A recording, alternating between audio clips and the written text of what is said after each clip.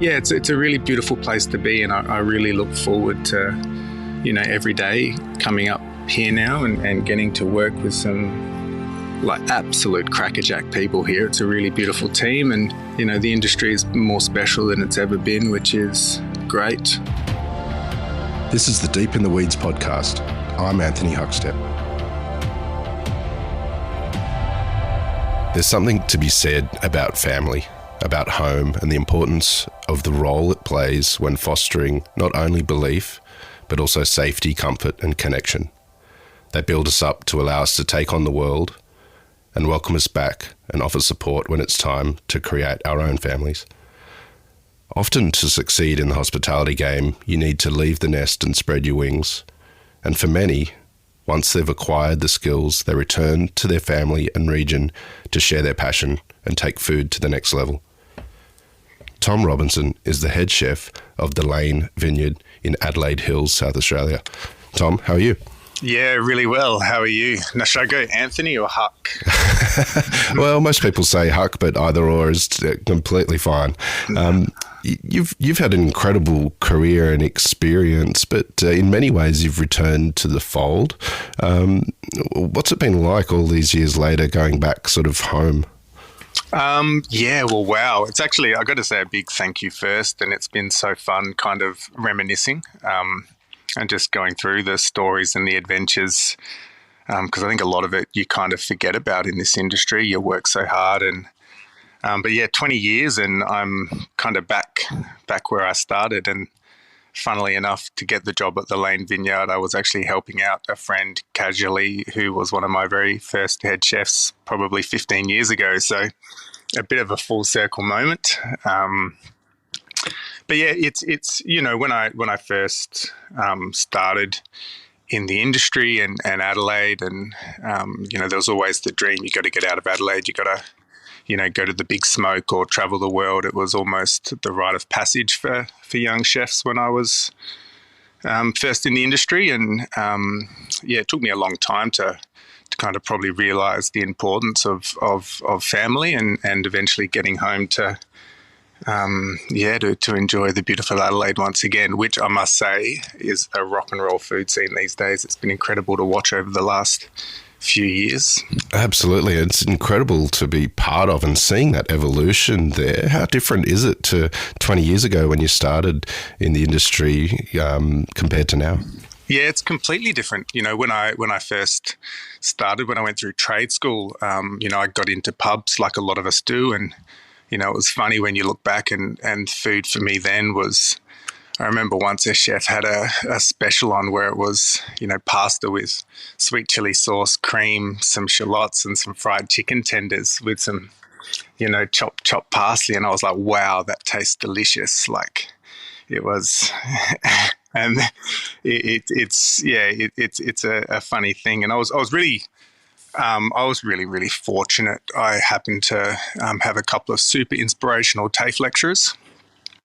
And they actually gave me a super cool opportunity to kind of do a bit of an exchange to Japan when I was just fresh out of trade school, which was a sort of a 3-month contract that ended up being 2 years of bar hopping and restaurants and, kind of finding myself as a young man in Japan. Do you have any stories of that experience in Japan at that age when you're just sort of starting your career? So many stories. It's one of those things as well where hindsight's great, and I wish I probably had a more mature head on my shoulders back then. But I was a young boy from Adelaide that was always a little bit safety first with a lot of my decisions, and I got this opportunity to go and work in a place called British Hills, which was where TAFE students from Adelaide were going to go here and kind of just learn culture and cuisine, and in return they were going to send some of their staff over because Regency and Adelaide TAFE had a really amazing reputation for hospitality, both front and back. There I was. I still remember Mum crying at the airport going, this kid can barely make himself a sandwich.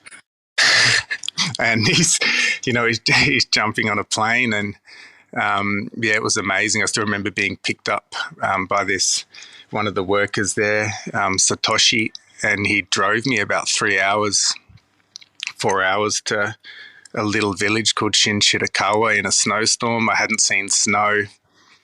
And it was just kind of not blind luck, but just luck that I got the opportunity, and that for some strange reason I found probably courage for the first time in my life and did it. And then, it was incredible there to work in a Japanese kitchen, not being able to speak a word of Japanese at the time. So I picked a lot of lettuce with a beautiful group of Japanese ladies that used to kind of just speak to me in Japanese, and Tomokun was my name, and it was a beautiful moment to kind of work in a kitchen where I couldn't rely on communication. So there was a lot of watching, and geez, I tell you, from pubs to the respect for ingredient, and the respect for culture, and even the respect for chefs in the food industry that Japan had was, it touched me pretty deeply, to be honest. It was pretty special. It's an extraordinary beginning to a career in the industry, and these days you're doing amazing things and making a real name for yourself at the Lane. But take us back before you sort of entered the industry. What was food like in your family? Food was great. My grandparents on my mother's side, back when they were in England, had like a little catering arm and used to do a lot of hospitality. My grandfather was kind of like a Garridon waiter. I think that's pronounced correct. So when my earliest memories were, Sunday roasts at grandma's, with all the rules and implications that came along with that. But there was definitely food and wine was something to be enjoyed. It was almost a sign, I think, a little bit of success in a sense. Wow, look what we're getting an opportunity to have or eat, and it was, almost to the point we were probably a touch gluttonous, but that's okay. And then, Mum and Dad were both busy at work, so we had a lot of breads and meats and kind of that sort of Mediterranean, a lot of olives and sun-dried tomatoes and so forth. But I never thought I'd be a chef for quite a while. I always had a passion for food. Actually, me and a really great mate, Craig Wilmot, we used to get $10 from all our mates in high school, and we'd put on dinner parties from the Naked Chef cookbook, which was pretty cool. And we'd all go to his parents' house because they were the ones that would allow us to kind of trash the kitchen.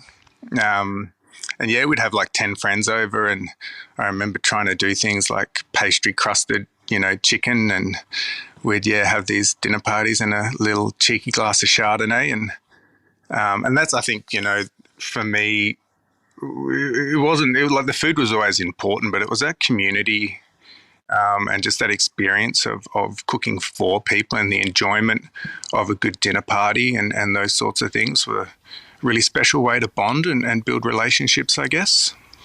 You spoke of the incredible influence your time in Japan had on you at such an early age. Tell us about coming back to Australia. Were there any sort of real important venues or moments that sort of helped create a path for you?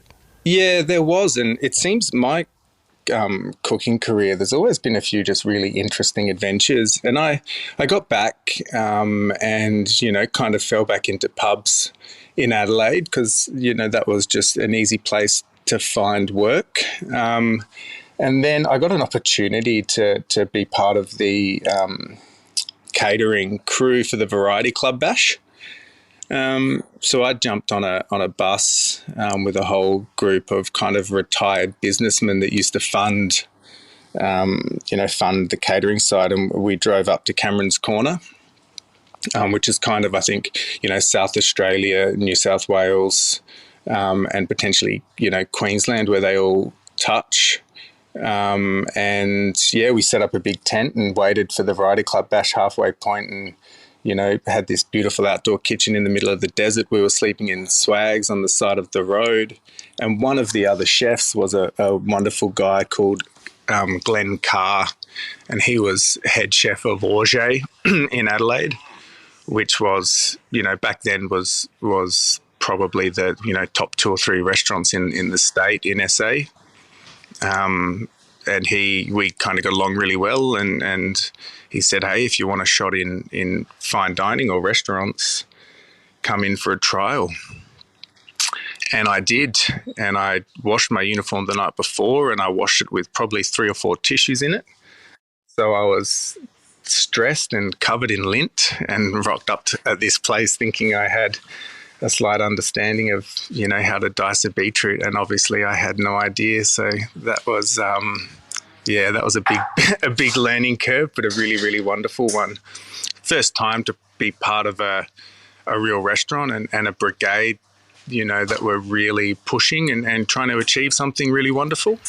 What impact did that experience have on you and the direction that you took? It just made me fall in love with what a restaurant could be, and just on that different level, fine dining in a sense, and just how deep the world of cooking was, and flavours and techniques and ingredients. And I think one of my first jobs, I had to bone quail, and I was just flipped out that it was possible.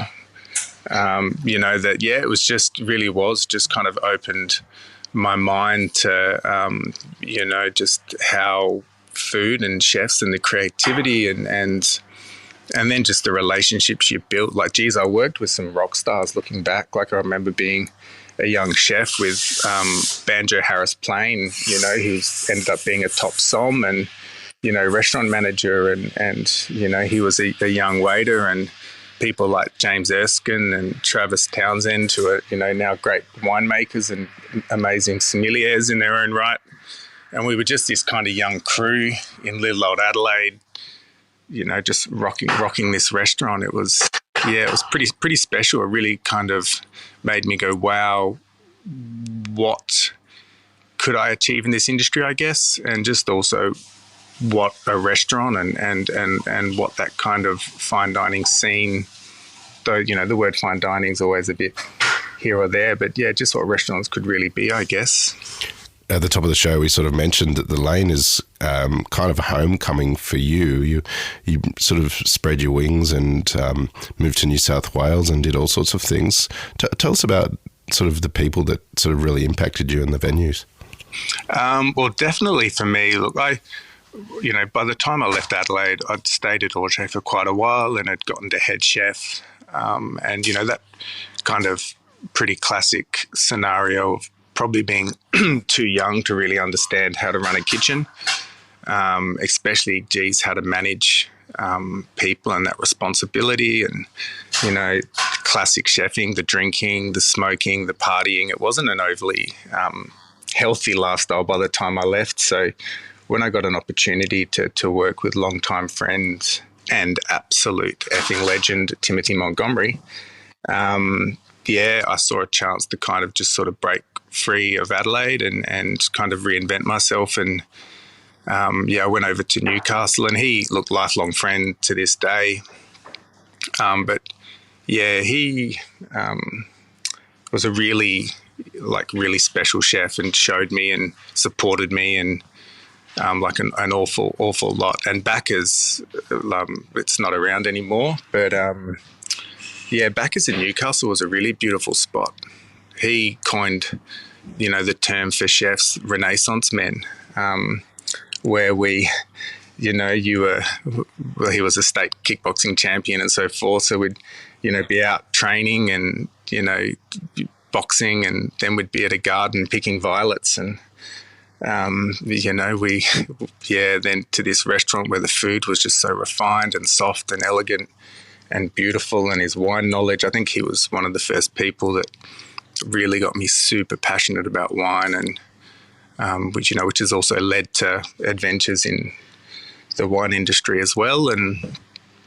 He allowed me to kind of reinvent myself, and I got healthy, which was, I think something we're not taught enough about when we're young chefs is that, geez, it's a tough gig, and if you don't look after your body and your mind and especially, your physical health, it gets a lot harder. So, yeah, and backers, man, if anyone's had the opportunity to eat Tim's food, yeah, some of the best meals I've ever had.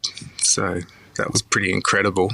We've had a few chefs on the program speak of the influence of Timothy Montgomery. Do you have any stories of working with him and sort of moments that sort of epitomise the impact he's had?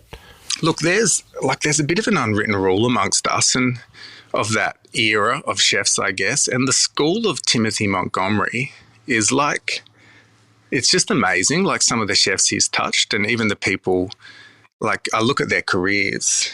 And this one sort of joining factor is this Timothy Montgomery, and there's just something about him. It's not just his ability to cook, but I think it was his ability to just, it was like almost having a father figure within the industry.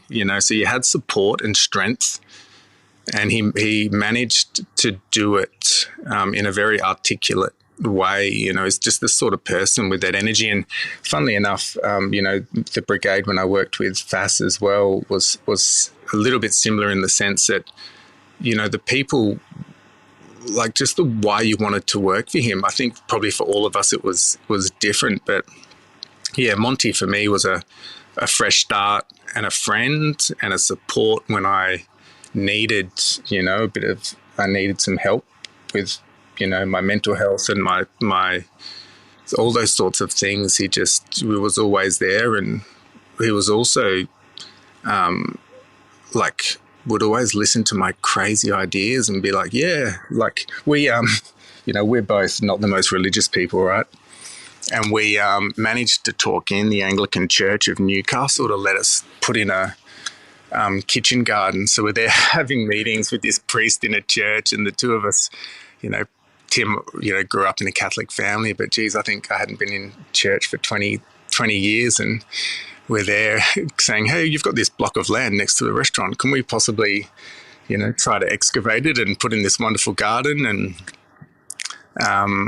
but yeah, I think Monty for a lot of us has, he's been a support maker. If you've ever met him, he's got the shoulders to carry some weight as well. So, yeah, and then through him, he gave me the opportunity to go down and work with FAS, and also gave me an opportunity to go to the Noosa Food and Wine Festival, which was like super amazing as far as chef love. That was a pretty incredible time to hang out with some incredible people and just get nourished in the chef soul, I guess. You mentioned Colin Fasnage a couple of times, and the Four in Hand made a huge impact on the Sydney dining landscape, and you eventually became head chef there as well. What was it like for you in that tiny kitchen and in that role of a restaurant that had so much impact at the time? Well, I must admit I started at the Four just after the renos.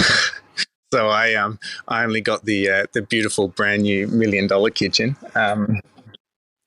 But I heard the stories, and I think for me, getting a chance to go and work for FAS and also getting a chance to go to Sydney, it was an opportunity to prove to myself that I wasn't a fraud, I guess. There's always a little bit of self disbelief, I guess, and was I good enough, and could I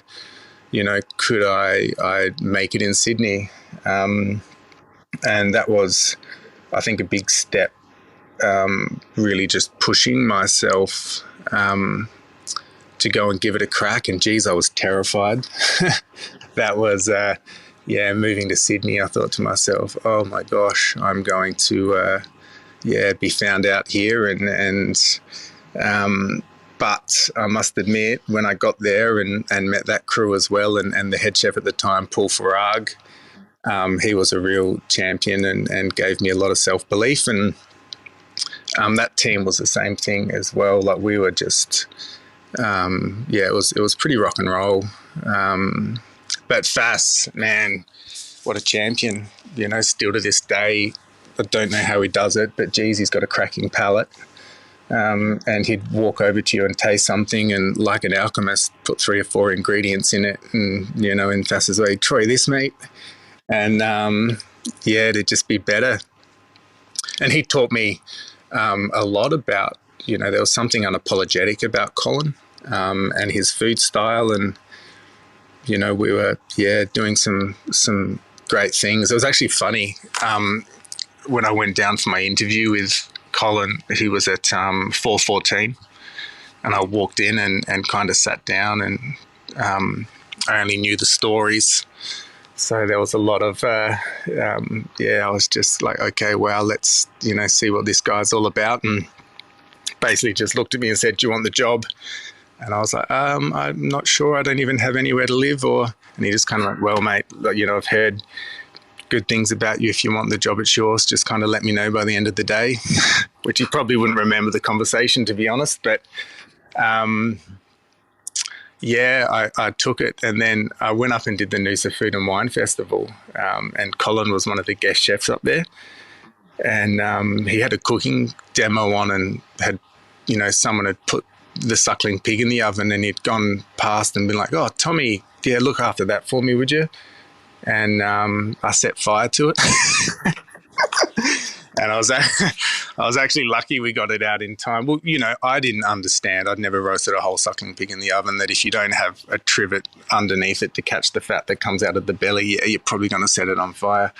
But there's me taking this job, and then before I'd even worked with him, I'm almost stitching him up on stage. I think it might have been Mick Robinson just sort of tapped me on the shoulder and walked past and went, "Oof, good luck with that one, Tommy." But there's nothing that a good boning knife and a little bit of scraping, can save. But look, the fall was for me a real proving ground for myself. And just got to work with once again, geez, just I feel so blessed with the chefs I've been able to work with and see grow, and even like the casual chefs that would roll through and help in that kitchen were great. And for me as well, it was, I don't know, I've always like that kitchen, that chef, that little bit of affirmation is probably necessary. And the restaurant was great. The people that came through it, the chefs that came through it, the people I got to meet, even, the sort of the status, when you went out, it was, really, really good for the ego, I guess. And it was just, it was a really beautiful opportunity to be part of that Sydney food scene. And to be part of the restaurant when it closed as well was a really beautiful kind of moment to share. That last meal was a really beautiful time, and I'm still good friends with Fass. I think he might even be coming back over this year to do another event with us at the Lane, which will be pretty awesome. And him and Jane as well. They were, amazing and supportive, and they took me around to do amazing things. Actually, this is a classic one.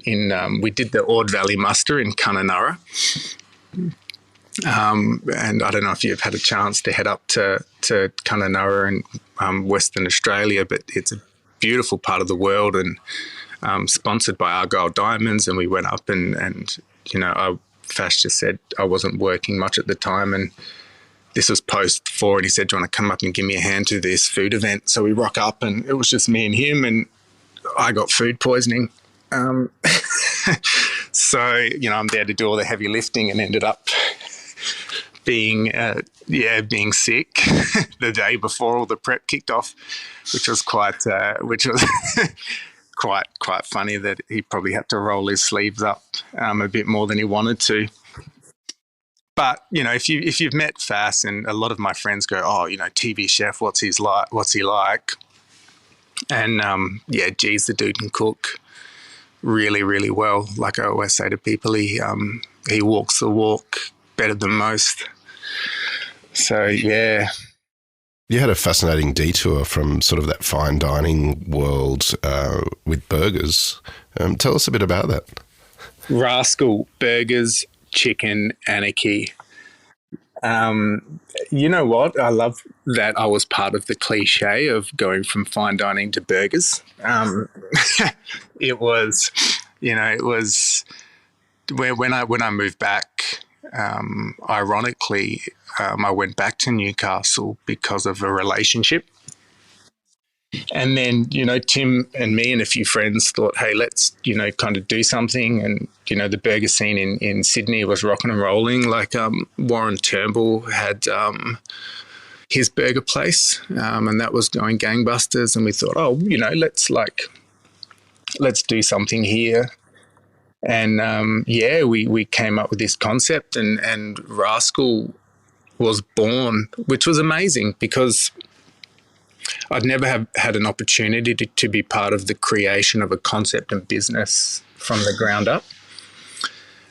Sorry if my voice sounds shaky as well. It's about 3 degrees up here, so I'm kind of semi-shivering in the restaurant. It's super cold. You're doing amazingly. So Rascal. And I think, once again, like, I can't stress enough, like, the industry and as a chef and what you learn or what you think, like I swear every 2 years, you just kind of reinvent yourself with how much you probably don't know about the industry and what you're capable of and also, the different aspects. And Rascal with creation and concept and building a place and working with architects and working with brand developers and once again, management for me was amazing. I really enjoyed it. And we had this funny little burger shop, which our business plan, how on earth are we going to sell $1,500 burgers a week, which was terrifying. And Tim and me were constantly going like, oh, we're stitched up here. What have we done? How are we going to sell 150 burgers on a Monday? And then, we opened the doors and we just went gangbusters. It was crazy. 15 years of cooking and I got more street cred from putting things between bread. It was crazy. And I've got a bit of if people say, trying to explain what happened with Newcastle, being a small town and community, and we had pretty good names in the town already. But there's nothing better than, how, and I shouldn't say Newcastle's a small town because it's not, it's got a huge population, but there's that community feel there. And they kind of adopted us. And it was amazing, like the love that Newcastle gave us. And, I think we did 3,000 burgers our first week. Yeah. So, we all know the term in the weeds and we know the term going down and geez, did we go down. There's actually a moment and it's tragic but yet beautiful because it just is like it's just so stupidly hospitality and it wouldn't happen in any other industry. But Tim and I are sitting on the pass wrapping these burgers. You've got 100 people out the door. It's just absolute anarchy. And Tim's father was really unwell, so he, probably shouldn't have been there, but we had no one else. And then I got a phone call from my ex's mum saying, look, Tom, we just wanted to let you know we had a dog together, had to put the dog down. So I'm there emotional because I love this little chihuahua, loved it with all my heart. And, me being 6 foot and reasonably well built, walking down the street with a beautiful little chihuahua was a hilarious thing to see.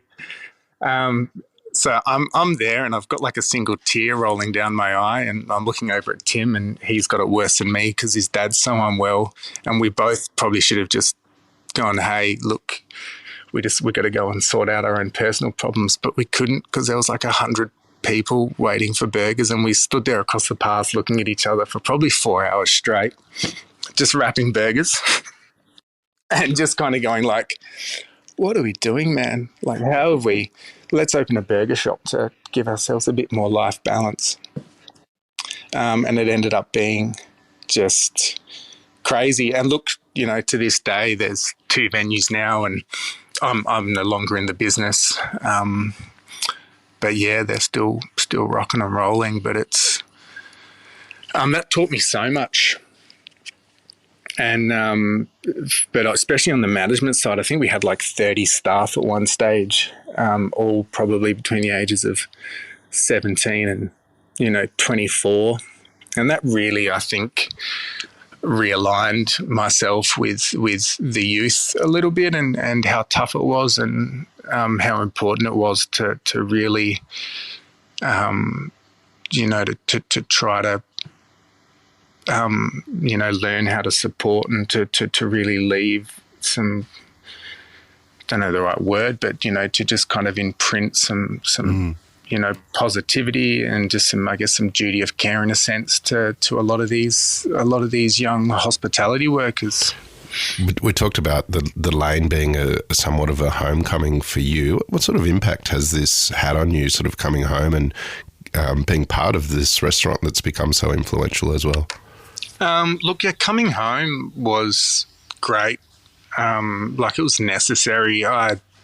Once again, burning the candle at both ends way too much, and I had, probably my second but most spectacular kind of meltdown and breakdown in Newcastle, and once again, just that unhealthy lifestyle, and I called Dad one day and said, "Hey, I need a change. I think I need to sort of come home, and I think it's time." And my sister had a little boy, which was pretty important because he was the prodigal son was born into the family. So I'm like, I got to come home and be a brother, and just needed that safety, I think, and that supportive family, just to kind of to reset. So yeah, we packed up my little shoebox in Newcastle and drove back to Adelaide, and then I managed to get an opportunity to. I didn't think I'd take a head chef role, to be honest. And James Brinklow, the head chef at the Lane, who's been here for a very long time, and I said he was he was one of my head chefs at Auger. My parents live in the Adelaide Hills, and said he needed some help, so I worked, kind of casually here to just pay the bills, as I kind of tried to just reset myself within the industry again. And then, COVID kicked off, which was obviously pretty crazy for all of us. And, I lost my job and got forced to spend 8 weeks or whatever it was, 10 weeks living with mum and dad, my sister and her little man, which was probably one of the most necessary things I didn't need. I didn't know I needed, I guess. So yeah, it was great to reconnect and to stop and to just really think about my career and the impact of it on, I guess, myself, and what was important, and to realign some values. Because this industry, I think every chef has a different story, and it's a beautiful industry in so many ways, but it's it's really tough in so many ways, and I've got so much empathy and so much admiration for so many chefs, and when you get to the top, I guess, of the game, and even for me, I was very fortunate to work in some great places, and that was still tough, but there are so many people out there that probably don't get the opportunity to experience restaurants in that capacity, and to I guess to get to see that side of the industry, and are still getting up and doing it every day. You mentioned the sort of there was some key moments of breaking down and that need to come home, and also the importance of mental health and looking after your own health. For someone that's kind of really focused on that, so how do you approach that sort of balance for yourself? Well, yeah, I think, look, well, two things. Fitness is super necessary, and I was fortunate. I got into running, and that was kind of my saving grace, and that helped a lot. And yeah, look, I think coming home gave me that ability to kind of take a breath for the first time, and COVID, even though it kind of decimated our industry, it gave me, I didn't have a decision. I had to stop and, just to kind of think about the industry and to think about, moving forward, what was most important, and what I really wanted to achieve, and to fall back in love with restaurants again. The burger world was amazing. But to get the opportunity to come up to the Lane and to work in such an amazing part of the world, it's so beautiful up here. It really is quite special. And to kind of to redefine my idea of the industry a little bit, and to try to build a team where, there is balance, and, I bust their balls these days if they don't eat breakfast, and if, try to enforce a bit more, communication. We've got a funny little thing that we attempt to do called touching base, where it's just about learning or trying to learn to communicate about things over and over again until it becomes easier. Where we kind of sit down a little bit and just say, how are you going, and these different things. And, if you've got a grievance to bring up, then to bring it up. And the idea behind it is that the first 3 or 4 times it's really difficult to say, hey, that was tough. But, after a few more times, it starts to get easier and easier and easier. And, I feel like it's trying to bring all those things that I probably needed a bit more and wanted, wished I had and did get from certain, times in the career. But, it's just also, it gets very, it's a little bit insular, I guess. And now with the young'uns, it's just trying to say, hey, it's okay to not be happy with someone. It's okay to ask for help, for all these sorts of things, and that balance, balance and family, and it's okay to, to have other interests outside of food, and you can endeavour to lead a balanced life within the industry, which I think's, it's necessary. And you know what, our industry, geez, it's come a long way with those discussions. And when I was young, it was head down, arse up, and it was almost, if you work less than 65 hours a week, you weren't going to make it in the industry. Whereas now I think we've all realised that it's not super sustainable, and you look at the industry now, and it's I think definitely moving in a really wonderful wonderful direction, which is great. Still a lot of work to do, but we're definitely moving in the right direction. Tell us a little bit about your food and the connection that you've got with the growers of the region as well. Look, the food, geez, my food these days are at the Lane. I think that's another thing with, like within the industry, what we're trying to achieve at the Lane is to, showcase the amazing wine and produce that the region has. And, we're super fortunate up here to work with some great producers all over South Australia, I guess.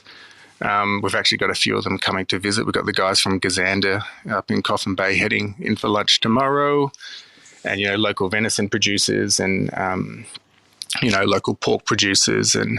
But first and foremost at the Lane, it's just a really beautiful experience that ties food and wine together. And wine's a pretty epic passion of mine these days as well. I've been once again really fortunate to get some great opportunities in the wine industry. We actually made some wine last year with the kitchen crew, which was pretty awesome. So if you're ever over in Adelaide, you can try our chef's wine, a Merlot made in the style of a Beaujolais Nouveau. Amazing. It's actually pretty cool. We handpicked off the estate about half a ton of Merlot and a bit of carbonic, and we've got the guys to use an old crank press from one of the local guys, and it's a pretty cool little project, which was pretty awesome. You've worked at some pretty incredible places and doing incredible things now, but you once won Best Italian Chef. Can you tell us a bit about that? Oh, look, I think we've got to be careful about that because that was back in the days of the Restaurant and Catering Awards.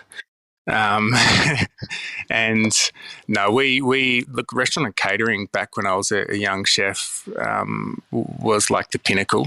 We didn't have the Sydney Morning Herald, the hats and so forth in Adelaide. So that was our kind of like, big awards. And look, Auger won a string of awards. We won Best Italian in Australia and all those sorts of things, which was, really great. And it's funny, like, those awards were everything to me back then.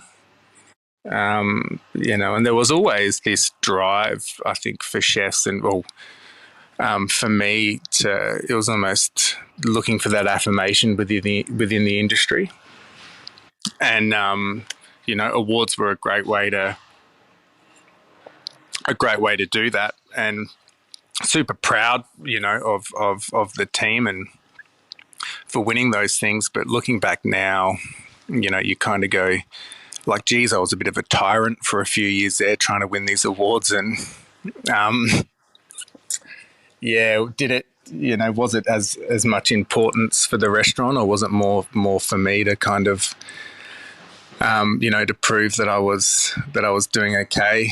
And still, it's still so funny. Like, I still get terrified every review season. I still get terrified every time I put a new menu together thinking, oh my God, they're not going to like it. What's going to go on? Like, what if they don't like the venison, Huck? What if they don't like the venison?